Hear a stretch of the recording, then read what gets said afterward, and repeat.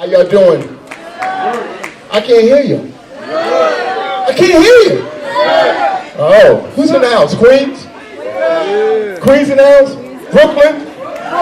Oh yeah, oh yeah. I'm from both boroughs. I call myself a BQ baby, you know? And of course you know I'm from the original group, hip hop band known as Stetson Sonic. Go Stetson. I just was passing through the library, use my dress. I just came through it and made some copies.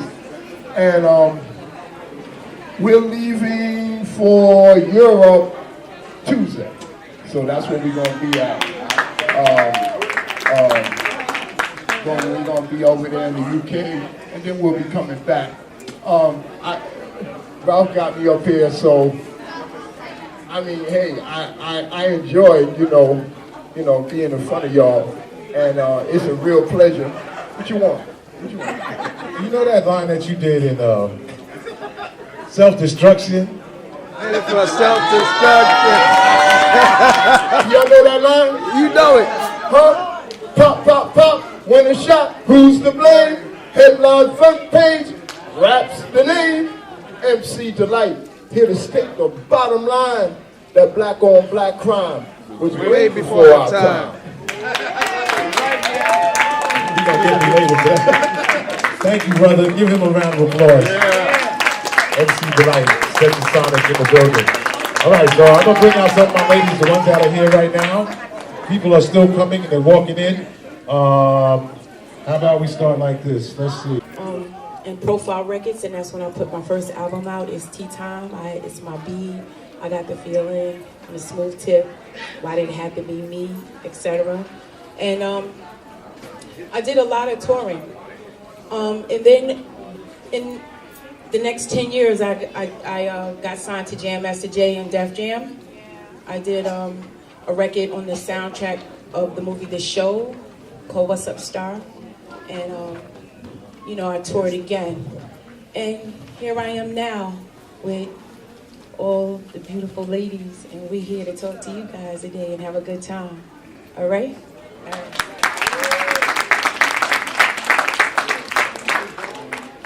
Good afternoon, everyone. I'm Belinda Trotter James. I was the former editor-in-chief with Word Up, Rap Masters, Hype Hair.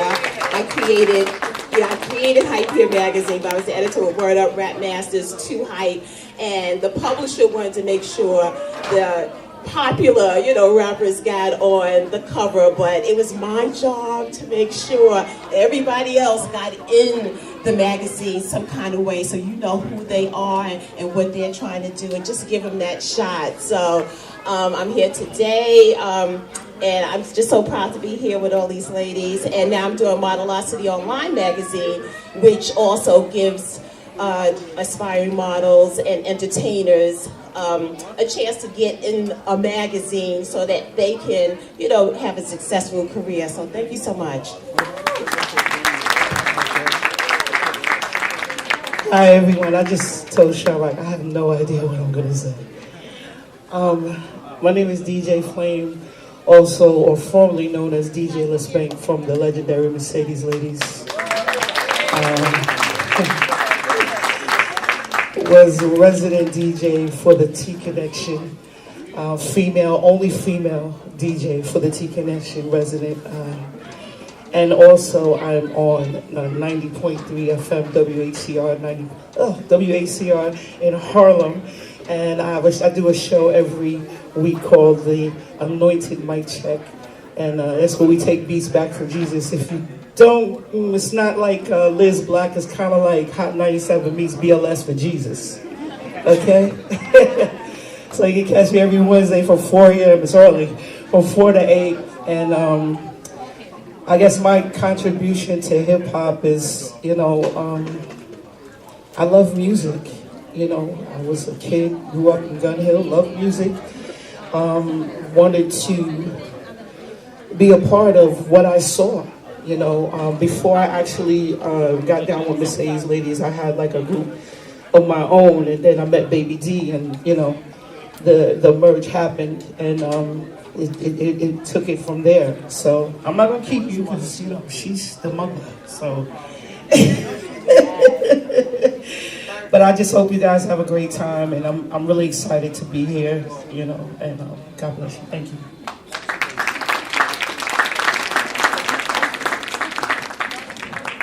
And you're right. Good afternoon, ladies and gentlemen, to all you youth that's here today. My journey in hip-hop culture is that I am the first female MC of hip-hop culture. I am the first female MC. Not only am I the first female MC, I am also a pioneering aspect of hip-hop culture that helped started the culture back in the 1970s. So not only am I the first female MC, but I am a pioneering, woman MC, a part of the culture that helped create this culture, okay? For all of us women here today, we are all matriarchs of this culture, okay? We all contributed so many different ways in our prospective communities. I hail from a group that's called the Funky 4 plus One More. We were the first rap group to make history in the United States and history in hip-hop period of being the first hip-hop group on national TV, which is Saturday Night Live, that was filmed in 1982, which was hosted by the legendary Blondie, okay, from the group Blondie, but Debbie Harry from the group Blondie.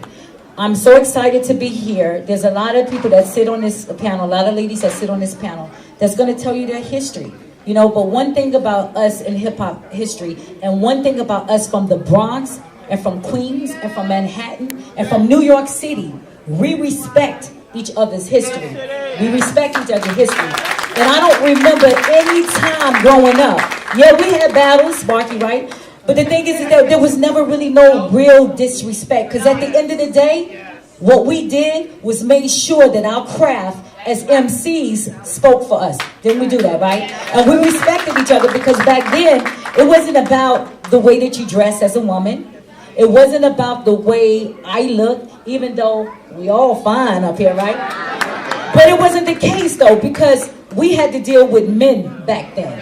So when we dealt with men, it was like, okay, looks come second. Can you be able to handle your business with your male counterpart? Can you be able to deal with him on a lyrical level? And that's what we did as females. So I'm honored here today to be amongst so many of y'all who contributed. And I don't get to tell y'all very often, but y'all know that I respect and I would fight for the history and for everybody's legacy. Let me tell y'all, we here today. One thing I don't like is for no woman to ever take away from what each one of us has did for our respective communities. We are all matriarchs here. We are matriarchs. We all represent New York City. And this is what we as women will always do. We will represent New York as the best female hip-hop artists in the world because we started it. All right? What's up, everybody? I'm DJ Lady Love. I was born in the Bronx, but I got my start in Queens. I grew up in Queens from 13 on, so Queens is my spot. Like Sweet T, Davey DMX is the one who brought me in, who taught me how to cut, who taught me how to scratch. He also was the first male DJ that let me get on his set. I had to prove and fight that I could play before the men would let me even touch their turntables, okay? So there was no schools, there was no scratch academies, there was no online tutorials. I had to learn on my own, and Davey D was the first one to allow me to do that. I saw him playing, I was standing in front of him the whole night. I didn't dance, I just stood there. And when he finished, he said, "You sick or something? What's wrong with you?" I was like, "No, I want to do that." And he said, "Come to my house tomorrow after school and I'll show you." And he did. And I owe everything from that point on to Davey DMX, and I thank him for that. And I walked away in 1981. I started in 77, but I walked away in 1981 because it started to get too hard. But then I came back in 2010 on my own terms. I'm doing the damn thing right now. I have my own radio station, DJLadyLove.fm. So any DJs out there got music, if you got artists, we send them to DJLadyLove@hotmail.com, and I got you. This hip-hop thing is my life. It saved me, and I will never, ever, ever disrespect it. Good afternoon. My name is Missy D. I am Harlem's own Missy D. I got my start in high school. I was on the tables, and we used to bang in the lunchroom, saying rhymes. And I got discovered by Master Dawn before the Deaf Committee. And Master Dawn put me on, and I became Harlem's own solo MC. Currently, right now, I'm an event planner. I do a lot of events for anniversaries, weddings, that type of thing. And I'm just a regular mom after that. Thank you very much for inviting me. Hello, everybody. I'm Sherry Shear. I am one of the co-founders of creating the first all-female DJ rap group from the Bronx in hip-hop history, Mercedes Ladies. I started I went out, I met R.D. Smalley, who was my girl, Tracy T, and basically we used to go up on Boston Road, Webster Projects, and we just used to see the guys rocking the mic and rocking, and we used to be like, damn, why ain't no girls up there? And at the time, I used to be running away from home. I was like 15, 14. My mother thought I was going to join a gang because I said I wanted to be in hip-hop. So she's like, you're in a gang, we're gonna put you away. I'm like, okay. So anyway, I ended up meeting them. We decided to start incorporate some girls. And then we, from Theodore and the manager, Trevor, he introduced us. He said, I got a female DJ for y'all. But our name started getting popular because we used to get the sweatshirts and put the Velcro on it and put Mercedes Ladies. So every party we walked up in, it was like 15 or 16 of us, and we used to come there all girls. And so if you hear them rap saying Mercedes, young ladies, they was always, they just couldn't not put our name in their rap because it just flowed. But we met Baby D, who was a DJ, and we had RD, who was also a DJ.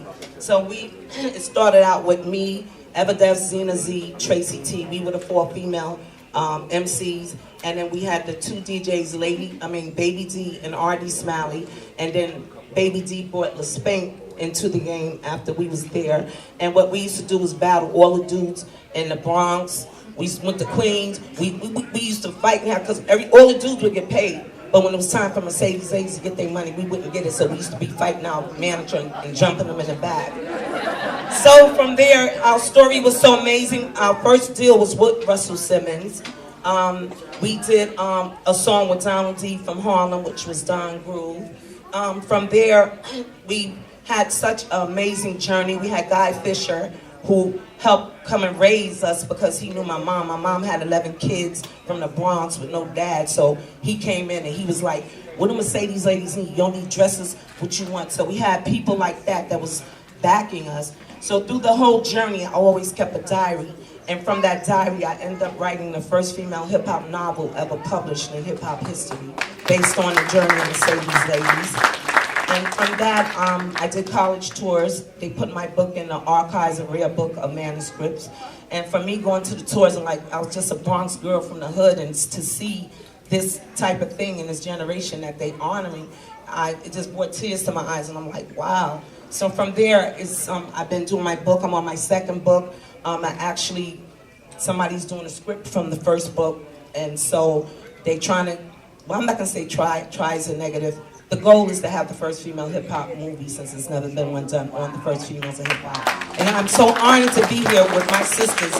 Every single one of these ladies on the stage, we're always sisters and we always support each other. And one thing, we all came from different boroughs or different blocks and all that, but we always gave each other respect. And Mercedes Ladies, yes, we did have battle, but we never battled against the girls. Our mission was we was battling against the guys to make them look good. We enhanced each other. We may have fought in the back, but you never know. But we get on that stage and tear that stage up with the DJs and the females, and we just battling all guys. And these women out here, and I just love them, respect them, and we just keep doing it and bringing the name into the generation as women as strong. And women, we're not meant to go up against each other. We meant to enhance each other and keep going as one of a community or culture. It doesn't matter. So and thank you all for being here and having us. Good afternoon, everyone. I go by the name of MC Sparky D. I was born and raised in Brownsville, Brooklyn. I'd like to give honor to the mother of hip-hop because If I didn't hear her, I wouldn't be sitting here. MC Sha-Rock. I first started out with MC Spider D, who did Smurfy's Dance. I was in a group called the Playgirls, Mo Ski and City Slim. Coming out of Brownsville, Brooklyn, we was no joke. We used to go up to the Roxy's and see MC Debbie D, Sha-Rock, and Lisa Lee and Pebbly Pooh. And I just always wanted to be like MC Sha-Rock. I loved her voice. And Pebbly Pooh and Dimples D. You know, made my first record, was called Our Picture of a Man with the Playgirls. And then one day, ironically, I was sitting at home on New Year's Eve, and I heard a world premiere. And I heard, let me tell you a story, yes. How I got to be so fresh. And she was talking about UTFO. Love the voice, love her from the bottom of my heart, but I knew that I had to get her because she was talking about the people in Brooklyn. Now I come from Brooklyn. So I stood up for the UTFO and I battled Roxanne Shante. And I went on to continue to battle Roxanne Shante and went around the world, did tours. I'm the first MC female with a Mountain Dew commercial. I was the one who did the first Mountain Dew commercial ever before Run DMC.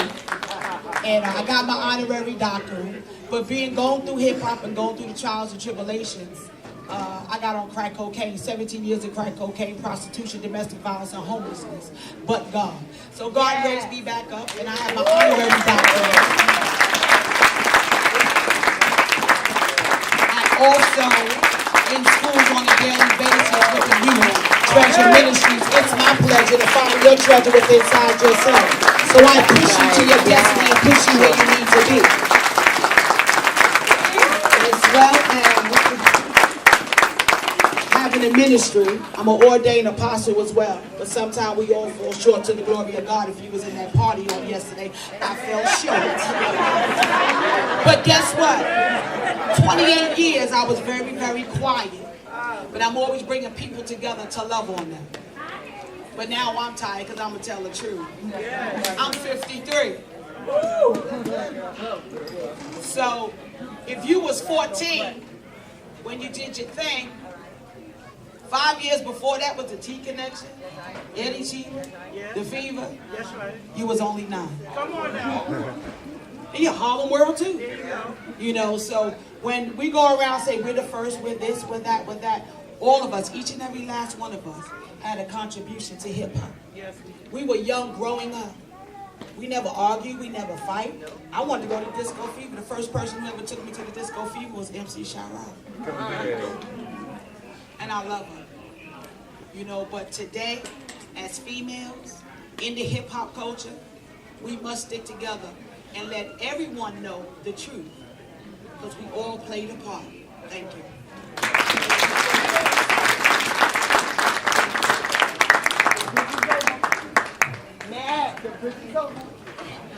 Hello, everybody. Good afternoon. My name is Antoinette, aka The Gangster. My first single came out in 1987. I Got an Attitude. And I took pride in being compared to my male counterparts, most notably being known as the female Rakim. I went on to record 2 albums and 5 music videos. I walked away from hip-hop. I disappeared. Nobody knew where I was. And I resurfaced about 1.5 years ago, and I'm currently working on my new project called The Resurgence. Because I'm back for everything. And I do want to say that I do pay homage to those that came before me. I remember when I heard Sha-Rock. I was one of those 9-year-olds, 8-year-olds, whatever, and I heard Sha-Rock for the first time, and I was like, I could do this. Because I used to write poetry, but it was like, I could do this.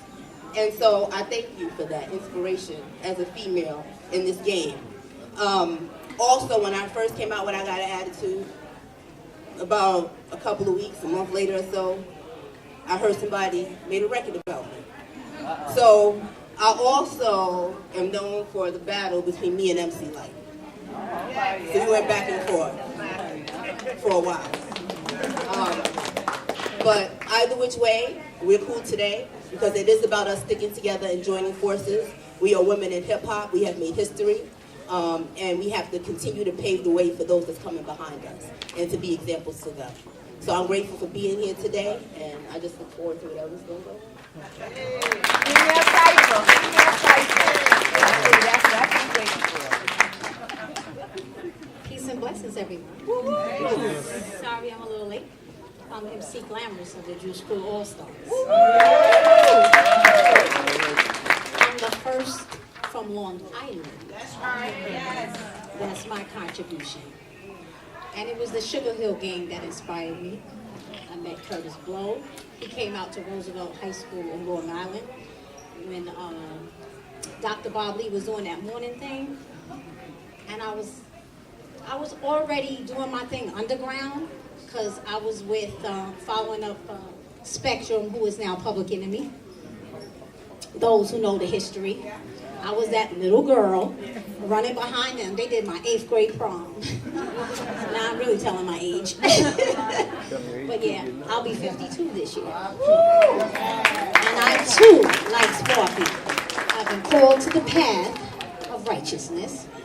And yes, I dropped from the industry. And no one knew where I was either. And I resurfaced in the Muslim community as doing my thing, poetry, hip-hop. Still, I put the mic down and picked up the Quran, and then I picked up the pen, and I went on from then. And I like to thank Sweet Tea. This girl right here, she saw something in me. She invited me to her birthday party the same night of my high school prom. And I left my date to go to her birthday party. And she took me out to Coney Island to meet Tony D. And we did, oh, Veronica, Veronica. Oh, Veronica, girl. That record right there made me the first female MC from Long Island. Then we got asked as the Glamour Girls to go to Andrew Jackson in Queens to perform, which that show never happened because whatever happened with the kids, they were all rowdy, whatever. And Mr. Magic saw me, and he was like, hey, how old are you? And I was like 18, why? So he invited me to the radio station, and I wrote the promo to his show in 5 minutes. And he said, yo, you down, you hired. Then Fly Ty met me. They hired me for Cold Chillin' Records. I wasn't just an artist, I was an employee. There you go. And I followed through that all the way until I was called to the straight path. And then, I got knowledge of self, more knowledge of God, and I was raised as a Christian, so all I did was put, it all in the right perspective. And what I do now, I'm a chaplain for New York State Chaplain Task Force, which is the United States Chaplain Task Force, and I instruct other leaders to be chaplains, and I teach. Part of IGNA Relief. I'm part of IGNA, which is around the corner. I've been participating and volunteering in the community, helping the youth. So, us women up here, we may have a gift to rhyme, but we do something positive with our time. We reach out and we teach, and we make a difference in the community. We're not just hip-hop heads up here. We represent something, and we contribute to this industry in one way or another. And I thank the Almighty for giving me this gift to spiritually uplift. Thank you. Peace and blessings.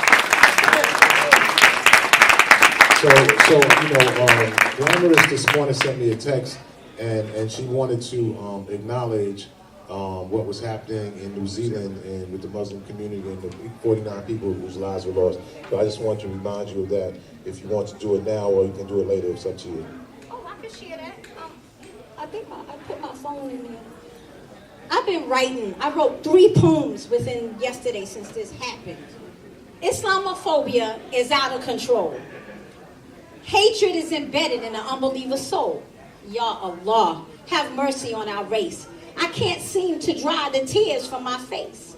It hurts to see another person in pain. This Islamophobia is driving unbelievers insane. I'm not going to worry myself too much as long as on me their hands don't touch. They can say what they want, They're only defiling themselves. We don't just let our Islam be books on the shelves. We recite it, memorize it, and put it into practice. Strength, faith, and courage, we don't lack this. Our faith in Allah gets stronger in time. With this Islamophobia lurking, I'm protecting what's mine. Islam is about submission and civilizes the being.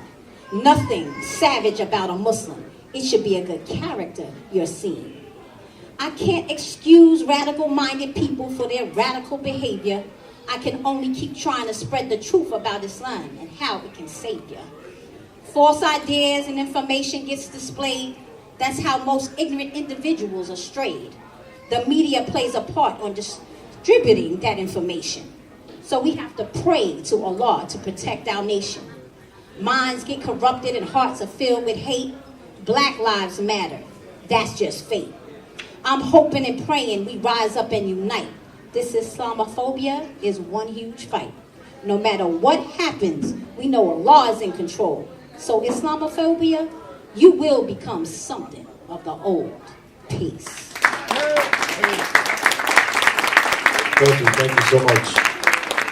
You know, I wanted to, when we first started, before you ladies came in, I wanted to take it back to, you know, how it was when you first started, when you first saw this hip-hop thing, or you first went to a jam. Like, I can remember, and for folks that know, you know, it used to just be the DJ or a sound system, you know, and, you know, before MCs came into play. And you know, what took it to that point where you said, I want to get over there and I want to be behind the mic, and I mean behind the turntables, and I want to get on the mic. Get away with free commissary, you know, all that stuff. So my mind wasn't right. So I waited till I was like a couple of years older, when I know that I could stand firm in law enforcement, and that's what kept me on the right path. Because I knew I had a good security background. So I couldn't get in no trouble. Because the trouble was out there in New York City. It was out there in the South Bronx, it was in Queens, whatever. So this is what, you know, I did to make sure that I stayed on top of representing hip-hop culture as a woman, but also representing hip-hop culture as a pioneer, you know, person helped set the culture in its format. But hip-hop in a whole has did a lot for all of us, because we all have different stories and we all took different turns, but at the same time we still have those morals of hip-hop in the background that kept us grounded. You understand what I'm saying? I am Def Jam's first female rapper signed. You're probably more familiar with my song Daddy's Little Girl that came out in '91, which was the song that actually put me on the map. But prior to that, I had a song called Letting Off Steam. I did a song called Clap Your Hands with Davey D, who's from Queens. Y'all might be familiar. I did a song with Allison Williams, My Love Is Raw. She was also an artist on what Russell had at the time, which was R&B label. I think it was OBR, I'm not sure. It was something like that, but I know Allison Williams was our first lady of R&B in the Russell Simmons family, who to this day we still love very much. So shout out to Russell, Queens, put y'all on the map. I came through, should I give them a brief? Okay, so my first, you know, fell in love with hip hop. I was living on the East Coast at the time, but we wound up moving to LA, and I was still pretty young, like 14, 15 years old. But I was still a hip hop artist, a hip hop lover at heart. I was listening to Pumpkin and the All-Stars. I listened to these ladies here. Respect to all of them, from Sparky D, who's my sister, and she'll tell you that. We got a story too. But from here all the way down, and my sister Antoinette over there, who y'all might remember as well, from back in the days, who had a song out called I Got an Attitude. So you might remember her too. But anyway, I got started with hip hop in LA when I actually was hanging out one day, me and my sister, and we ran into Ice-T. Ice-T was out in LA at the time, and he was dealing with his own music, his own company called Rhyme Syndicate. We just clicked because we were just both hip hop heads. Even though he was older, I still was taken in like a little sister. So we met at a mall, and after that we started hanging out. You know, come to my DJ's house and hang out. And we would just hang out, and I would sing every single rap record there was. I had no idea I wanted to be a rapper. 100% I didn't. But he was like, you know everybody's songs, write your own rhymes. And I was like, I won't write no rhymes. So he was like, no, write some rhymes. I'm telling you, I know you know how to write because you know how to say everybody's verse. So I said, okay. So one day I wrote a rhyme, and I wrote it. He was like, that's fresh. You know, it wasn't dope yet, right? Because the word back then was fresh. So he was like, yo, that's real fresh. You need to write some more stuff. So I started writing more stuff. At that point, I got more in love with it, got more involved with it. And then came my era, which was the generation after these young ladies over here.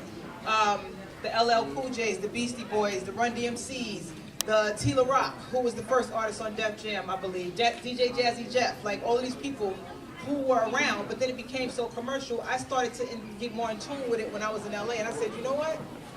I want to be the first female rapper signed to Def Jam. They ain't got no lady over there. So that was my mission, and I made it my mission, and I started really getting into hip hop, I guess maybe like 16, 17. So I told my mom, I said, listen, I'm gonna leave LA and I'm gonna go to New York.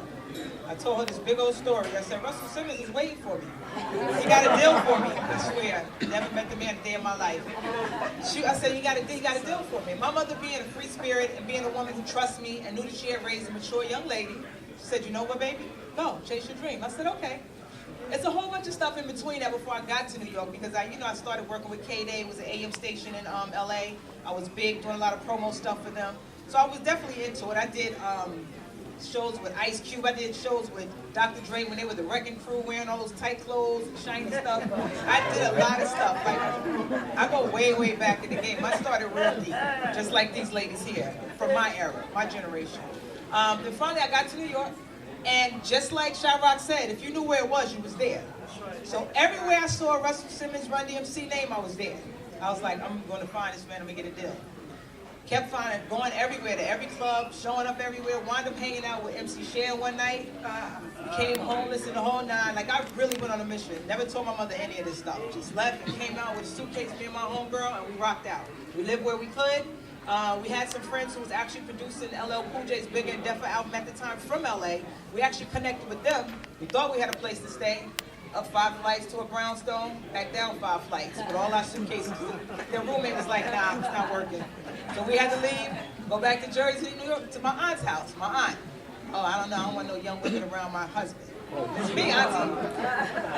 For your friend. Okay, we out, back again. Suitcases, back out the door again. Penn Station, Newark, leaving all our bags there. Let's leave it here, we'll go to New York, hang out with Shannon, and we come back. Okay. Come back, no suitcases, nothing, left one bag. The only bag we had was our hygiene bag. Thank you, we'll take that. So, fast forward, one day, LA Posse, which was the production company that worked with LL Cool J, they said, listen, we got a spot in the studio, we know Ty gonna be late, just come through, cut a song or 2, and you be good. I said, okay, came through, maybe an hour and a half, cut 2 songs, got it done, and today, none of you, like, if you understood what it was like to mix a record back in the days, there was no such thing as I'll be there a couple of hours, be out in a couple of hours. There was no such thing. It was a 2-inch tape, out this damn big, you mix it down to a 1/2 inch, and it's just, that's my analogy of then and today.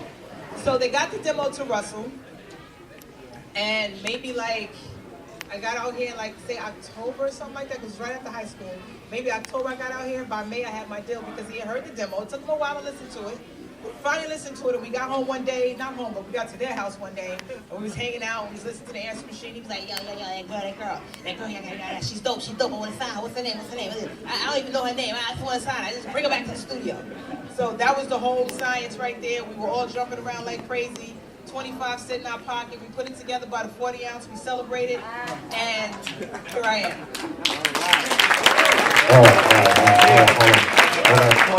So I'm going to move over to this side right here. We have a few people that are adding on to this side. Debbie D, y'all, in the house.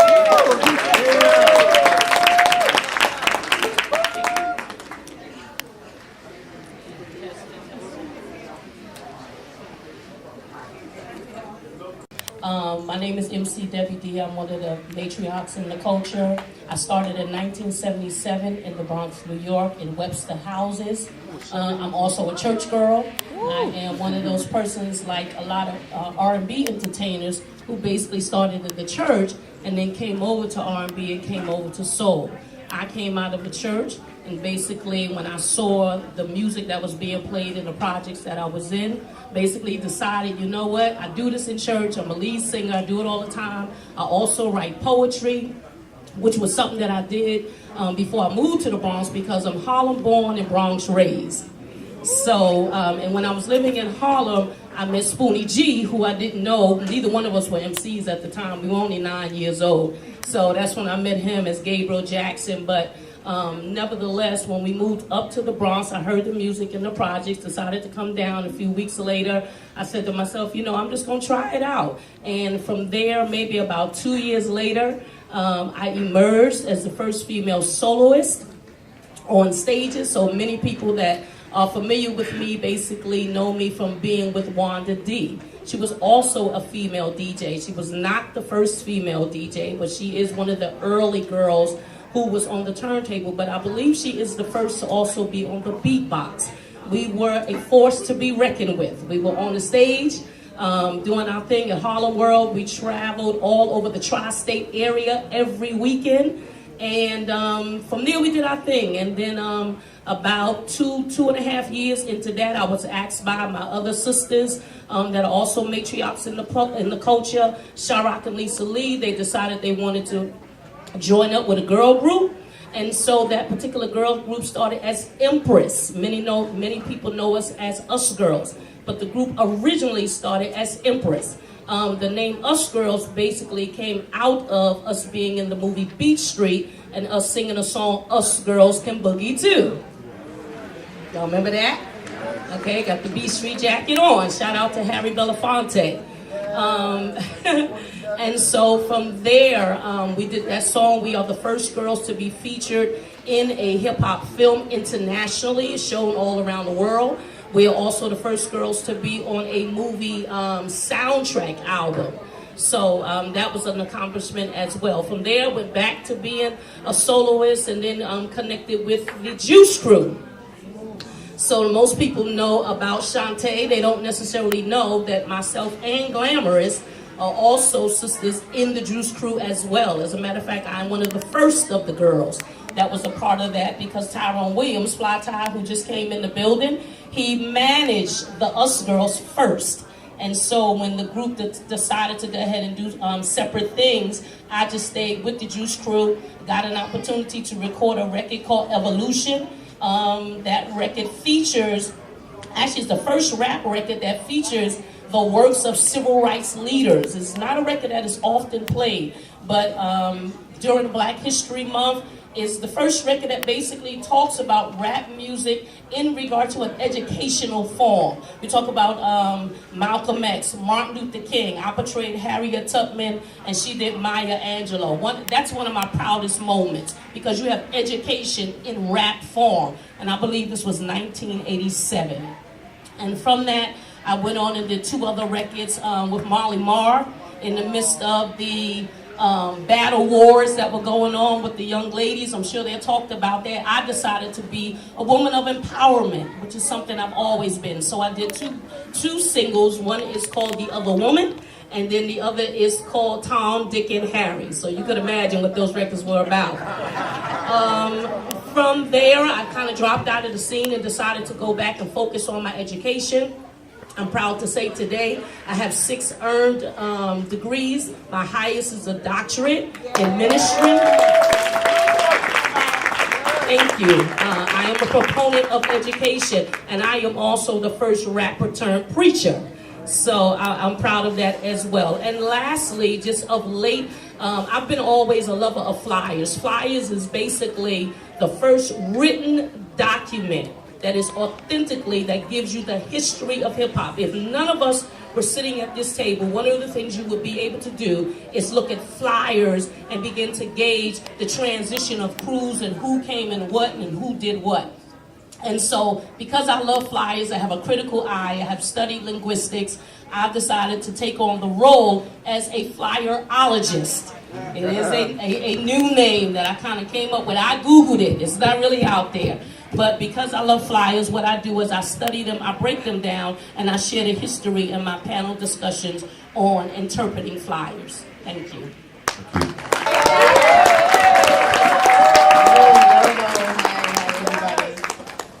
Wow, this is big. I'm just listening to everybody as I just came in. I got it, and on the late end of it. But I see like everybody's really going in, like where they came from, what they did, how they started. There's a whole lot of talking going on up here. You guys are getting an earful. I asked the question, Spinderella, what made you want to get behind the turntables? I'm sure as a young girl sitting there and watching the guys do their thing, because we talked about before they were MCs, it was just the DJs. Right. You know, and what were you looking at? Where were you at? What was going on? Well, I'm from the Bronx. I was born in the Bronx, Bronx and Harlem girl. Okay, I'm born in the Bronx, but a lot of family in Harlem, so back and forth. But I came into the love of music because my mother and father are musicians. So my father was in one of those doo-wop groups back in the day, and so it was in me. It was innate. I love the music. Funny, when I was about 5, 6 years old, we had this thing where everybody in my house, like, they would get 45s. So whenever they had a party, which was basically almost every weekend and sometimes during the weekday.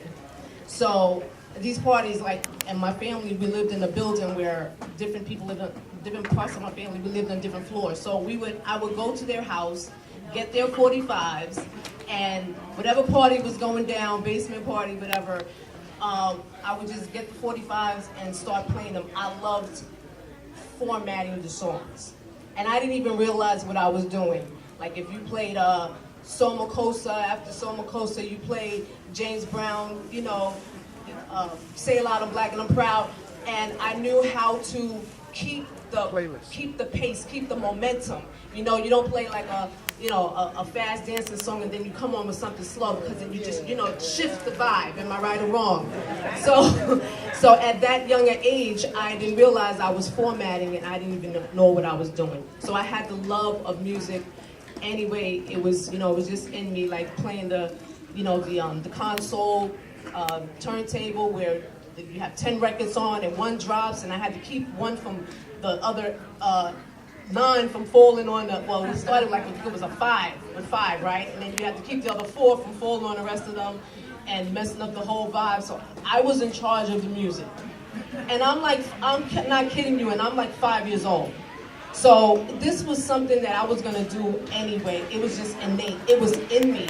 And all I did was, as I got older, and I'm in Mitchell's projects in the Bronx, the South Bronx, what's that, East, North Bronx?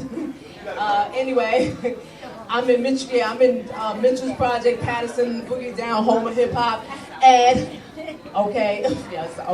South Bronx, and I'm hearing the guys DJing in the park. My family, we're walking across town, from one family house to the next, and I'm just hearing the music and I'm just being glued to it. It's like, it's so empowering. It just goes through you, and you just know. I just knew that that's what I was gonna be doing somewhere around it, because I was so attracted to it. Music was it's in my blood, it's in my bones. I can, hear the beats, everything. So I just knew that I was gonna do that. So as I heard them, it just grew and grew. So I was always interested in who was DJing, who was in the park. So whenever I would hear about Park Jam, I had to be there. So as my family, they were doing it without even realizing it, just by them taking those family walks across town with all the kids, and you stop in the bodega here and there and grab some little drink on or whatever. They were honing me. They were showing me without even realizing it. They were turning me into a DJ. So I knew without a shadow of a doubt, once I saw, the Hercs. Well, Herc didn't live very far from me. So I grew up very close to Cedric Avenue. So, you had Herc, yes. You had, Grand Wizard Theodore. We had Africa Bambaataa, and all the DJs who were in the little, in the bars and stuff like that, like Pete DJ Jones, all of those. I knew it. Everywhere there was a DJ, I was going. Clark Kent. I remember one of the first flyers I've ever seen, which Debbie was talking about flyers, was Coke La Rock. Oh my God, it was Coke La Rock, her, the Clark Kent, and a few other people. Starsky and Hutch. There was a Starsky and Hutch too. So I remember all that too. So being real young, couldn't get in the clubs, but my aunt used to hide me in the Coke check, so that I could see them and be there until till the bouncers came in and everybody just kind of dissipated, and I just like fused into the crowd. And before you know it, I'm up on the stage by the DJ booth, and I'm listening, I'm looking at what they're doing, and I'm loving it and getting stronger and stronger as I was going on. So that was it. Incredible. Thank you. So on this side, we've been joined by Pebbly Pooh, y'all. Pebbly Pooh is there. Hey. So I like to say hi to all my ladies over here. How y'all doing? Sha. Sha. Me and Sha don't see each other, but no lie. Wherever I'm at, I shout Sha out. Wherever Sha she's at, she shout me out. For how many years? Oh my God, 46 years. 46 years. We are the mothers of hip hop. We're the 4 mothers of hip hop. I am the first female hip hop soloist. I'm Kool Herc's first female MC from the Herculoids. Alright? I want to represent my ladies over here because understand the Bronx, yes, we did our thing. But then you had Queens. You had Queens. So you can't leave Queens. So Queens did their damn thing. You know? Sweet Tea. What's up, baby? How you doing, ma? I ain't seen these damn girls in so damn long. Then you got, listen, they don't be saying her name a lot. They don't say her name a lot. But I make sure her name gets said. And that's Missy D. Now, I don't know if y'all know, but there used to be in the Bronx so many battles. There was like 500 women, and I'm sitting in there and I'm like, this is not a battle. This is nothing for me. And then I need somebody with the oomph. Next thing I know, this young lady comes to the front. 1, 2, 1, 2. Can I have my DJ to the front? I said, oh my God, that's what I'm looking for. Me and her became so tight. So tight. Unbelievable. And I'm going to tell you how tight. Before I get into the tightness, me and Sha used to break dance. We were B-girls in the Bronx. I didn't even want to be an MC. I like the oohs and the ahs on the street, on the ground. They was like, be an MC. Hell no. I want to be on the ground because I'm getting all the oohs. I'm competing against the guys. Me and Sha was doing our damn thing. Sha went to do her thing on that side. Dr. Bombay wrote 4 bars, 8 bars for me. I decide, okay, I'll try it. He said, you can't go up there with a paper. You got to memorize it. What? Yeah. Now I got to memorize this? I ain't have to do that when I get on the ground. Long story short, I go to Cedar Park. I get behind the ropes. I grab the mic. I'm rapping. And they're like, oh. I'm like, oh. They're like, say some more. I'm like, tomorrow. I ain't got no more stuff. I'll do it tomorrow. Then you got history. Y'all all heard it'll make it go, na, na, na, na. That's mine. That's mine. Master P came along. Like most men, they like to stomp in the door, take what they asking for. Not this goddamn time. Don't take my stuff. Y'all know us women, we like to fight. You take some of us, we coming to go get it. I went and got a lawyer. He said, we gotta wait. I said, you're fired. Oh, shoot. I didn't understand. But let me just tell you, I had a meeting with Master P. We became like this. I wanted to know why you took my record. I didn't even get a thank you. I didn't get a check. But we sat down for 4 hours. And I made him laugh. He made me laugh. We shared some tears. We like this, that I'm going to be in his biopic movie. He said, I'm going to put you in the movie. I'm going to find a spot. I don't care what I be. If I be a bum on the street, you know they're going to probably have me not have a speaking role. So I'm going to be like this. And they going to cut like 30 times because it's going to be action. Pebbly, just sit here, don't say nothing. You the bum on the street. Okay, now I'm from the Bronx. I know that when you a bum on the street, you got to ask for change. Pebbly, we just want you to sit right there. Don't say nothing. Just be the bum on the street. Okay, action. You mean you got bad shit? Cut! Beverly, we just need you to sit right there. Don't do nothing, say nothing. Oh, okay. Then I'm going to roll over. Action! I'm going to roll in front of the person. You're going to give me my spot. I'm going to shine. But at the end of the day, we like this. We like this. You know, it's a lot for us women because where we came from, we didn't have to fight each other. We didn't have to say, yo, don't do this, don't say that. We didn't have to do that. We respect each other. We was always there. The guys respected us back then. We didn't have to say, make sure you say my name when you get up on the stage. We didn't have to do any of that.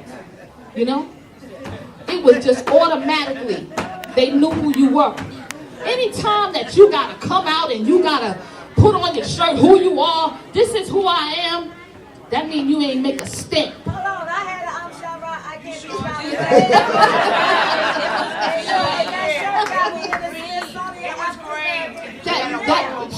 Shop.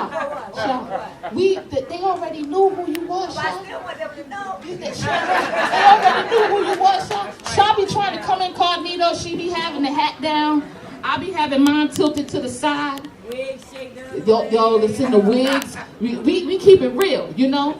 I say you got to be a bad chick if you could come in here with colors. I ain't never been pink in my life, okay? I was like, hey, take a picture over here. Hey. Now listen, we all have went through stuff. I went through things myself. I had a stroke in my sleep in 3 hours. This is how God works. He woke me up. I didn't even know I had a stroke. I thought I had an allergic reaction. So I get out the bed, fall on the floor. Y'all seen the Bobby Brown movie, right? Bam! That was me. Doc told me if I didn't have carpet, I'd have cracked my jaw in 4 places. I'm like, okay, what I gotta do? They said, you need to go to the hospital. I was like, for what? They was like, you had a stroke. I never really knew what that was. I just hear stroke because nowadays it's cancer. So I didn't know nothing about a stroke. And they was like, we trying to wean out the stroke. I didn't have no left side at all. It was just moving all over the place. So I had to go to this event. And when I got to the event, people were outside. I said, they're going to think I'm drunk. So I tried to act real bold and move myself a little slow. I said, I got to go back home. I went back home and went back to sleep. They said, girl, God is carrying you. The angels is covering you with the blood of Jesus. I wound up getting to the hospital. They did the CAT scan, blood test, everything. Everything's fine. They did the MRI. They came in, they said, you had a stroke.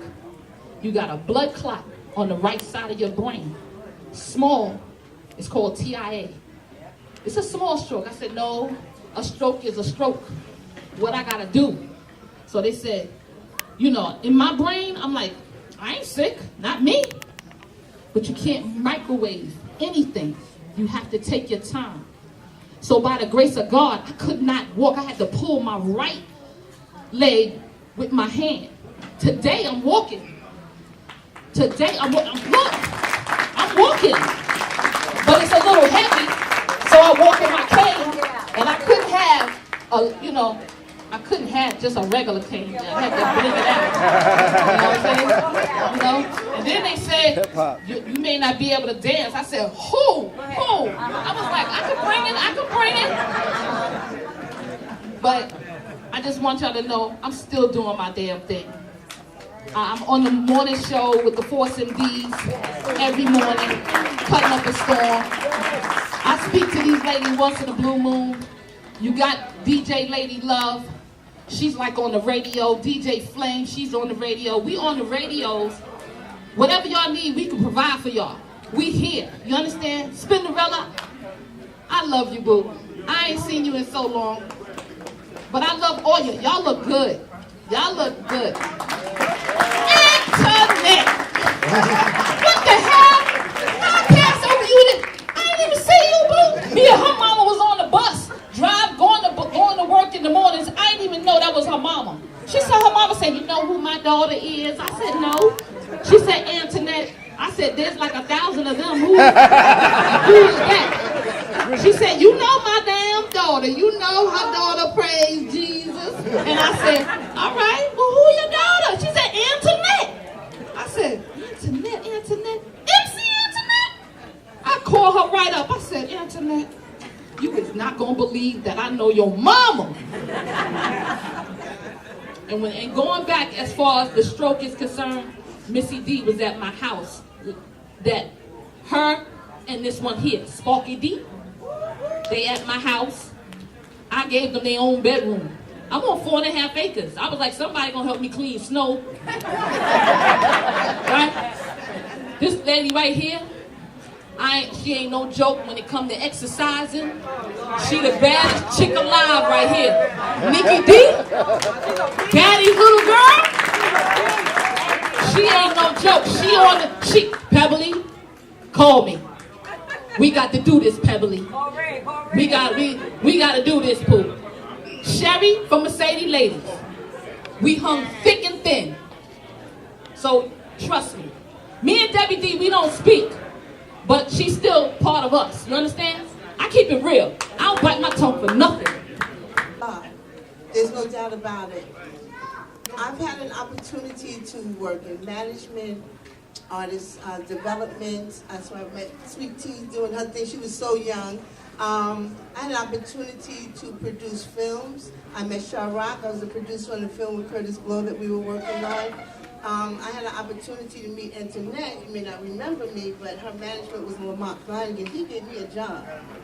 He gave me a job working at the law libraries on Rikers Island so I could help people go home, okay? Yes, I said many people home, okay? Yeah. Many people home. I'm there right now, I'm getting ready to retire in a year and 18 days, and I make sure that they survive, that they get everything they're supposed to get. There's minimum standards, there's laws, there's things. You hear a lot of stuff about Rikers Island, and God sent me there. I started doing, releasing people on their own recognizances because I saw what was going on in our community. Crack hit very hard. And a man just coming home trying to get breakfast food for his kids was pulled to the side by TNT. This is when they had Fat Cat and the drugs just hit Queens, and you know, I don't have to tell y'all. And this man just was getting food for his kids. They threw him against the wall, made him pull down his pants like everybody else and check and see if they had crack on them. That's when I decided, okay, I gotta do something. I was going to school too as well. So I was working with Rush Productions in the club. I handled the money. I met Russell when I was 12. He harassed me for years. Years. He asked my mother if I could come work with him when he started Rush Productions because he couldn't trust anybody else to handle the money, so I did that. And that's when we did all the college clubs. We did our own clubs on Hollis Avenue. We had Night Fever Disco. David became the DJ because Run, we call him Joey, I still call him Joey, he broke his arm. See, if he didn't break his arm, David D wouldn't have came in to be the DJ at Night Fever, wouldn't come to work with Curtis Blow, and wouldn't become the international sensation and the amazing producer and help all these women and everybody else that they work with move on. And I think that was very important. And Run wouldn't have been Run DMC. I took him to the hospital too because nobody was around. I digress.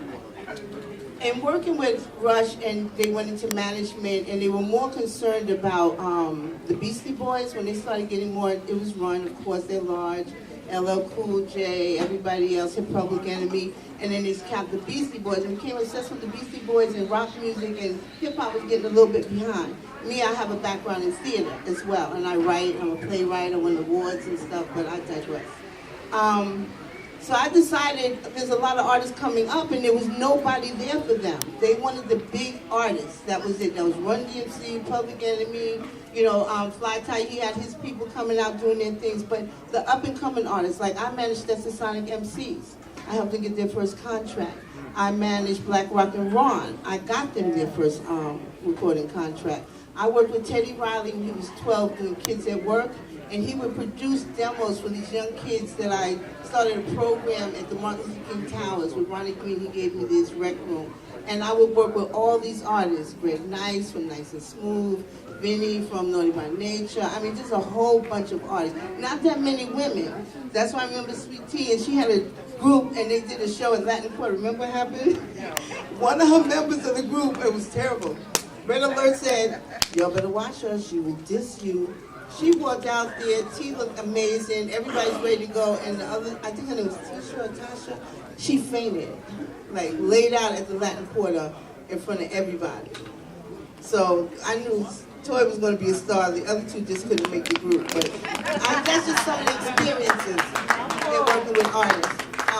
My peers and the people that we hung out with and our friends, Ralph McDaniels, I started doing my own show, Kicking It Live. Ralph, you are the sweetest person that I know. Ralph would let me come and his videos, he did Classic Concept, and he produced more videos back then than anybody else. He worked with Lionel Martin, Darcel, is that Darcel Martin as well? Lionel Martin, but the other one, Darcel. Yeah, Darnell, right? Hype Williams. All of them came from Ralph McDaniels. All these videos that you see in the late 80s and 90s, that's Ralph. And he would let me come with my little crew, and we would go and shoot all the behind the scenes at the videos and all that. He would let me come to his parties and let me shoot and talk to all the artists. That's how I got to meet so many people. And as I saw things were progressing, I knew that I had a little talent, wanted to do something too. So I started writing plays, doing that. I started doing my shows, and now I'm doing the online. I just launched at 5:30 this morning, so if I'm rambling, I'm really tired. The Streets is watching. Filmfest.com is a never-ending one. Guys, just link your stuff, bring it up. I want a platform so our voices will be heard. It's a record of the performing arts of our history, and we need to have that, and the new generation has to participate in that as well. I think that's it. Kevin Rockwell, MC. One thing I'm gonna say, I'm 61 years old. Wow. I'm sick because I live in Florida, don't wear shoes, no flip-flops. But we had a great meeting last night that it wasn't about making money, it was about bringing another more and bringing Full Force and Force and D's, Sha Rock, and everybody together. The place a whole 450. We had a great time last night. And on the first, because when we look at hip hop, we got Puppet over there. You know, it's multicultural in the beginning. And as far as Hispanic MCs, Ruby D, who came up from Houston, Texas, from Maryland, Theater on the Fantastic Five is here. And you know, as one of the see, people don't know that history. Then Mean Machine and Divine and all of them, because see, me, Mike, and Dave used to come out here to Queens to do Martin Van Buren, Olympic Palace, and all these schools, because we came from the Bronx and Manhattan and went to Brooklyn, Empire, we went to the schools here. My sister Missy D put out one record, but she don't even want to perform it. Van, I ain't gonna do it. But the last 2 years she's been doing the battlegrounds in Harlem. And again, Sherry Sheriff from the Mercedes Ladies. My sister, Nikki D. I know my sister Sparky when she was 15 years old. She lives in Atlanta. She came up here this weekend. And my sister, Pebbly Pool, that's another one of my groups, Master Dawn and Deaf Committee, God bless his soul, when they was coming out young. All I want to say is that this is the foundation of the females in hip-hop. A lot of people don't know. Okay? Sha Rock taught me about a lot of the females that y'all don't know, like Little Lee, who's no longer here. Queen Lisa Lee, who lives in Virginia. And there's a history. These sisters now, I talk to all of them on the phone. I haven't talked to Toy in a long time. And I talked to Antoinette for the first time. And so after I did the first female pay-per-view special called Sisters in the Name of Rap. When I did Rap Mania in 1990, 60 acts for TV, MTV says it's impossible. My second show was supposed to be Rakim versus Kane and LL versus Mo D. I just couldn't get two signatures on the paper. And then I turned around and did Sisters in the Name of Rap. For those who was around, Sha Rock was in Germany. Antoinette performed. T performed. Shantae performed. Some wasn't around. But at the end of the day, I love all these sisters. I know that they're sick. Sparky had a stroke too. You know? Gail was sick as well. We're getting old. But at the end of the day, I applaud them. Sha Rock's gonna have to leave because we have another event. And you too. But I didn't want to tell nobody, but you know what I know, but she was also sick. That's why the men's not supposed to be on the mic. But I want to say something, Ralph. So I called Ralph when we did put this together, and I said, Ralph, Sha Rock's gonna be in town, she's in Texas. And And so let's get them all together while we can. And I got another event at Al Sharpton with other people getting awards. I'm gonna have to leave. I love all of y'all. I want to get pictures of all y'all, but I really have to go and everything. And my brother, thank you. If I could just add something real quick while y'all are hugging. I believe that one of the reasons why oftentimes the girls get muzzled is because a lot of times the girls don't stick together. Men stick together. When these guys come together, they say, hey, call this one, call that one, call this one. Oftentimes, if truth is told, when you hear about a girl, it's don't put her on it. Don't put her on it. Don't put her on it. Don't sit her here. Sit her here. And in the midst of that, what happens is it all becomes about one girl. The beauty of this panel for me today is that the story is a complete story. It is not the story of one female. It is the story of all of us. It takes a village to raise the child. And so everybody has to contribute to make it happen. And the last thing that I want to say is that we also have to get back to documenting. You cannot wait until somebody puts a microphone in your hand. What we have done is told females, and particularly, that your role is behind the mic instead of behind film or in a book or in political arenas. We just regulated her to, you can only get on the mic. When we did the song in B Street, Us Girls Can Boogie Too, what that meant to me is to say to women all over the world that you can do more than just get on the mic. Use your brain and start documenting some stuff, and when it gets out there, you'll see it. And that's come and see Sweet Tea. I went to the Bronx. I was in those parties too, young as heck. We had our parties too, the Spectrum did in Columbus Avenue School Yard. And we had Centennial Park. These are Long Island spots that are very, very famous. The Nassau Road where Centennial Park is now Dr. Dre Ave or Street. There's a lot of artists. Dr. J. Dr. J, yes. Said Dre. Eddie Murphy came up out of Roosevelt High School. We graduated from the same school. But I just want to let you know, to answer Ralph's question, how hip-hop inspired me after I heard the Sugar Hill Gang. I knew it was in my blood. Because you know who my relative is? Chuck Berry. I'm born Joanne Berry. That's how close his mother and father is my mother's aunt and uncle. That's how close. It's in my blood. And like Sha-Rock said, she was rapping in the 70s. So was I. I wasn't out there. I said, I'm going to get mine. I met Sweet Tea. She told me about Davey DMX. She took me to his house. I saw what he did. There was a party 2 doors down from the house. And she said, yo, you gonna come back? I was like, okay. She said, my birthday is on this day. I said, Dad, that's my prom night. I said, I'm gonna be there. I spent the weekend with her. I'm telling you, it was just natural. I thank you, Sweet Tea. I love you, sis. You saw something in me, you know. And Mr. Magic, Fly Tie, they gave me a job at Cold Chillin'.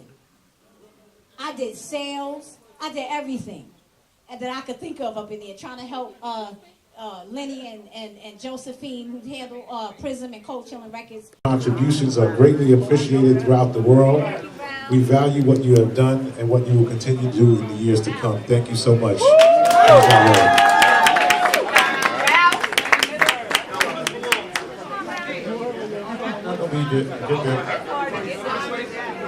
We also have awards here.